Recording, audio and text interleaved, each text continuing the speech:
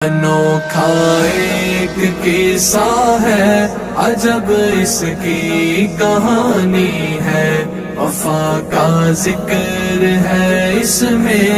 اطاعت کی نشانی ہے۔ انوکھا ایک قصہ ہے، عجب اس کی کہانی ہے، وفا کا ذکر ہے اس میں، اطاعت کی نشانی ہے۔ خلیل اللہ جگر گوشے سے کچھ گویا ہوئے تھے یوں،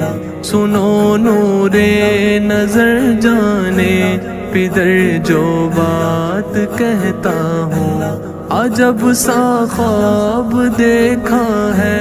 اے میرے لال میری جاں، تمہیں راہ خدا میں اپنے ہاتھوں کرتا ہوں قرباں۔ یوں بولے سن کے اسماعیل، سر بابا میرا غم ہے، خدا کا حکم گر یہ ہے تو پھر کیسا کوئی غم ہے۔ رضا مطلوب ہے رب کی بڑا، جس سے نہیں کوئی، سعادت مند بیٹا باپ کی کرتا تھا دل جوئی، لٹایا خاک پر تھا باپ نے پھر اپنے پیارے کو، وہ جو تھا راحت جا چین دل آنکھوں کے تارے کو، پھر اسماعیل نے جو ہی زمین پر رکھی پیشانی، ہوئی ساکت زمین چشمے فلک میں اتری حیرانی، بہت ہی سخت لمحہ تھا وہ ساعت کتنی بھاری تھی، یہ کیسی آزمائش تھی، یہ کیسی جان ساری تھی۔ انوکھا ایک قصہ ہے، عجب اس کی کہانی ہے، وفا کا ذکر ہے اس میں، اطاعت کی نشانی ہے۔ انوکھا ایک قصہ ہے، عجب اس کی کہانی ہے، وفا کا ذکر ہے اس میں، اطاعت کی نشانی ہے۔ کہاں جو آپ کو بابا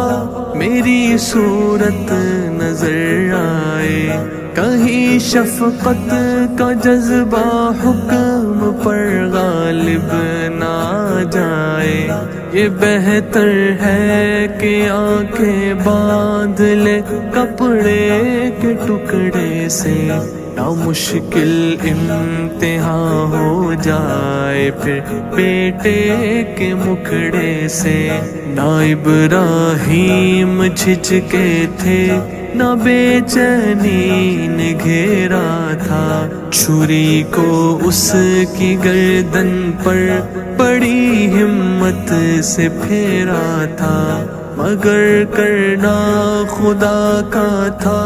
چھری ہی چلنا وہ پائی، نہ اسماعیل کو حکم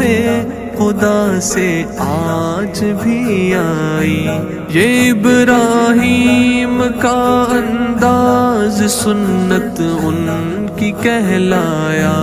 پھر اسماعیل نے رب سے ذبیح اللہ لقب پایا، بنایا عید قرباں کو نشانی اس اطاعت کی، علامت جس میں ہے صبر و رضا اور استقامت کی، اور ایک جنت کا دنبا بھی تو اس منظر کا حصہ ہے، سنایا جو بھی وسطی نے تم کو سارا قصہ ہے۔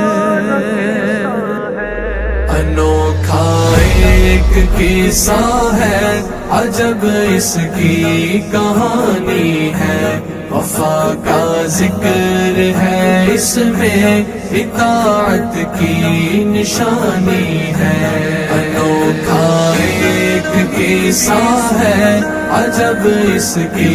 کہانی ہے وفا کا ذکر ہے اس میں اطاعت کی نشانی ہے